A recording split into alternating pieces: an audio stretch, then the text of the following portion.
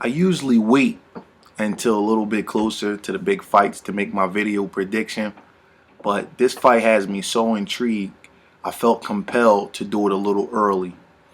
I'm talking about the Andre Ward, Chad Dawson super middleweight title fight coming up September the 8th.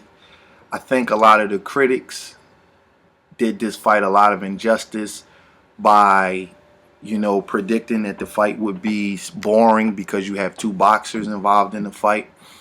That's a pet peeve of mine. You never know how two styles will mesh until you get these two guys in the ring. Ray Leonard and Tommy Hearns produced a great fight. Ray Leonard and Wilfred Benitez produced an excellent fight. Mel Zatella and Buddy McGirt was a good fight. Pernell Whitaker and Buddy McGirt was a good fight. James Toney and Michael Nunn was a very good fight. Jermaine Taylor and Winky Wright had an underrated classic. I can go on and on. This crap about two boxers producing boring fights, that's BS. Sometimes the styles don't mesh well, like Bernard Hopkins and Roy Jones. But I think that a fight this big, with this much at stake, it deserves better, a better outlook than what a lot of the critics may have put out there. All right, let me get to the fight. First, I'm going to talk about Chad Dawson. A lot of people call Chad Dawson mentally weak, and I may have even, alluded to that in the past, but I don't believe Dawson is mentally weak. If I've said that, then I want to correct myself. I think that Dawson has a shortcoming with his lack of concentration, but Chad Dawson will fight anybody, anywhere, anytime. Bernard Hopkins tried a lot of intimidation tactics with Dawson, and Dawson just sort of just shrugged him off. He was like very, it didn't mean anything to Dawson, and Hopkins can really get in your head and get under your skin, and Dawson handled that very, very well. I like Dawson as a fighter. Dawson is very fast. He's very coordinated. I love his attitude as far as who he'll fight. I like Dawson as a fighter, but he does have some shortcomings. We talk about how fast Dawson is, and he is fast, but I think Dawson lacks reaction time and quickness. I think I watched about 60 rounds of Dawson's championship fights, and very rarely does he land a clean, big punch. His combinations are sort of rehearsed. I think that's because he doesn't have good reaction time. I think it's also because Dawson would rather you come to his punches than him have to track you and move away from his punches. It's very, very tough to pressure a man that's moving away from you and hit him with clean shots. That's why we don't have a lot of elite pressure fighters these days. There's probably, in my opinion, all-time great elite pressure fighters, only maybe about 6 or 7 of them in the last 30 years. So Dawson is a little better if you're coming to him. Fortunately for him in this fight, he has a big length advantage over Andre Ward.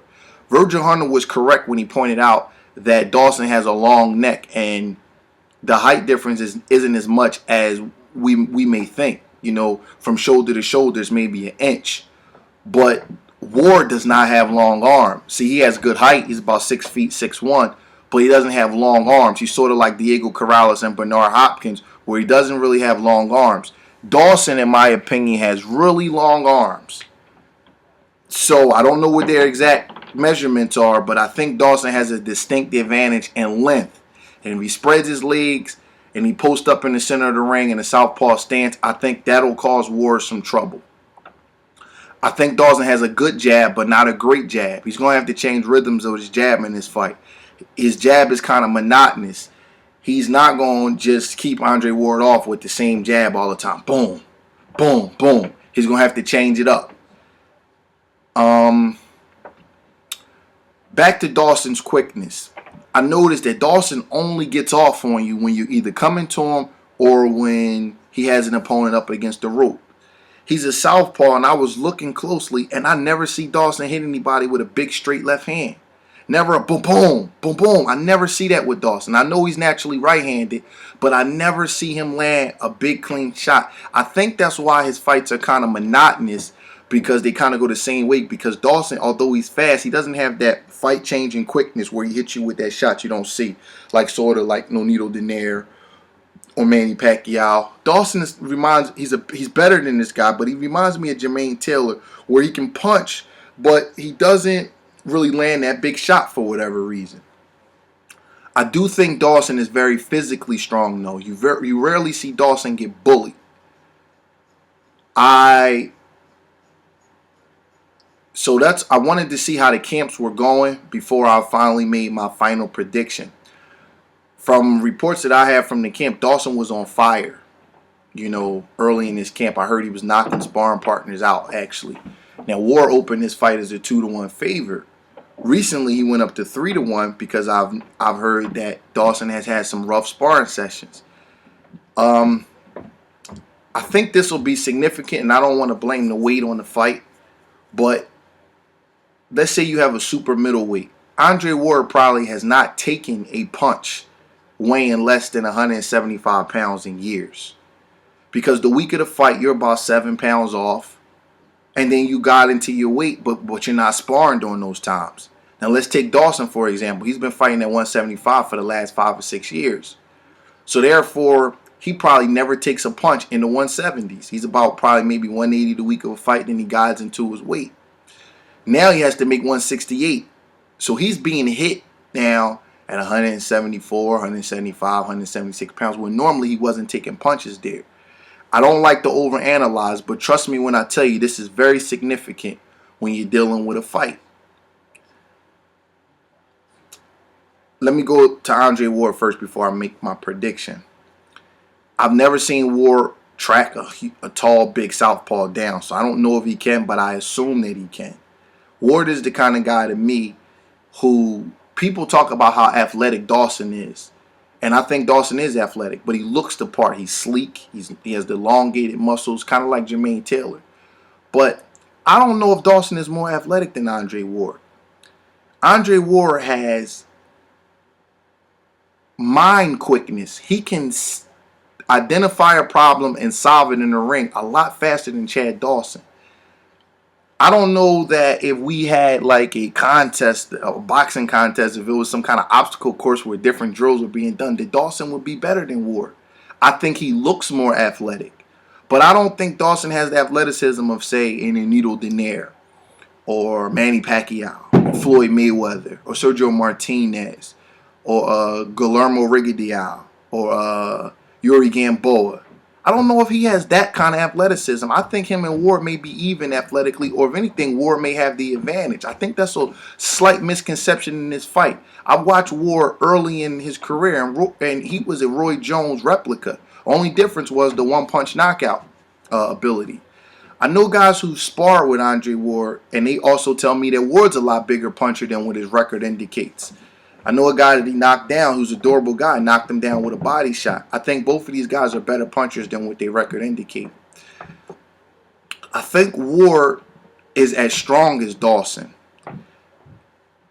He may not be as strong as him as far as, physical weight and things like that, like bench pressing or things like that. I don't know who can do the most pull-ups or push-ups.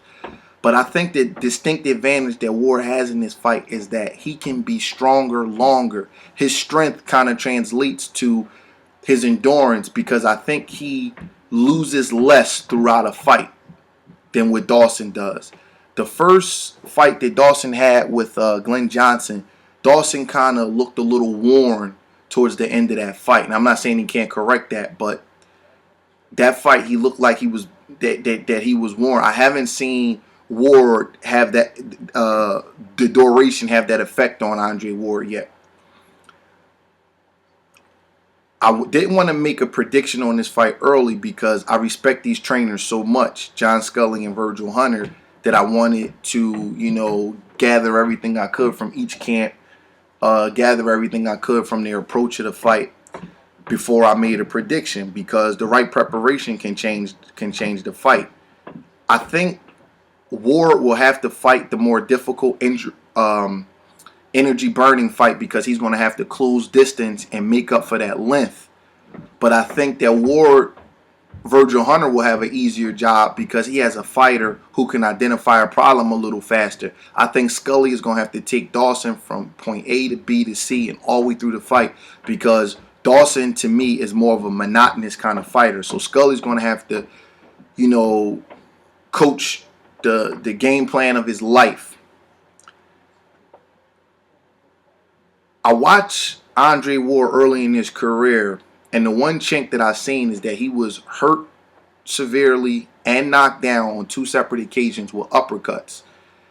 Of 60 rounds of sparring I watched at Dawson, the quickest, most instinctive punch that he's thrown was against Jean Pascal when he hit him with an uppercut.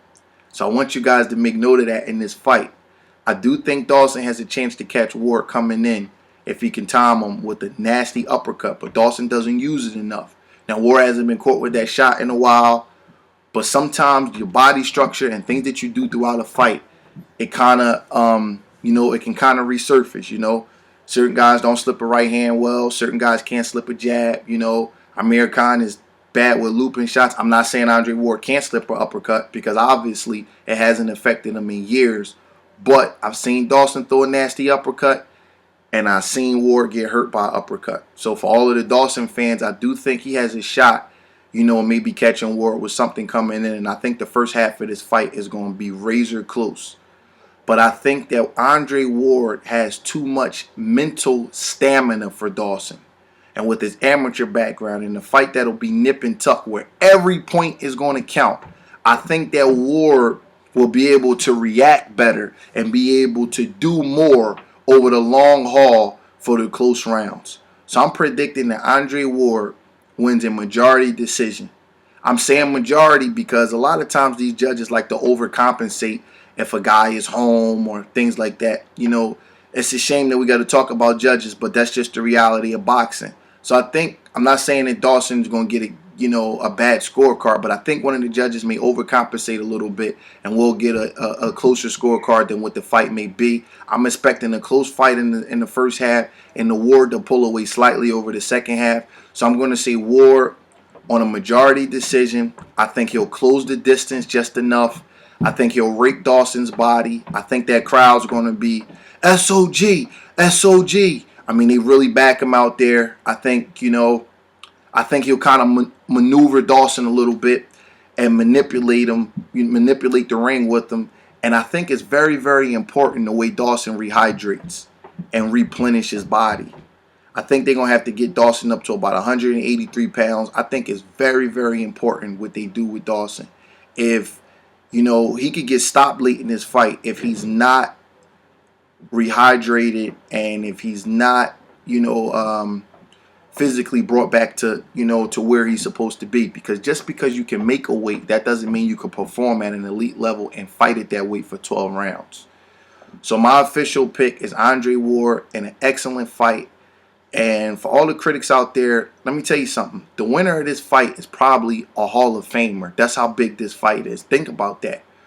Dawson wins this fight, he will establish himself as the best light heavyweight of the last decade. If Ward wins this fight, he would establish himself along with Joe Calzaghe as the best super middleweight of the last 15 years. I mean, you're talking about one guy 28, one guy 30. They're in the prime of their career. You're talking about a fight that people will look back on this when they set the criterion for these guys going to the Hall of Fame, and this will be one of their most significant victories. So if this fight is not Hagler-Hearns, so what? It's a big fight. It's intriguing. Every punch is going to count. Legacy's on the line for this fight. So that's my prediction. Looking forward to you guys writing in. www.boxingtalk.com. The email address is thebreadman. That's DABREADMAN25@hotmail.com. If I'm wrong, I'm going to live with it. But I think Ward's going to take this one. Later, guys.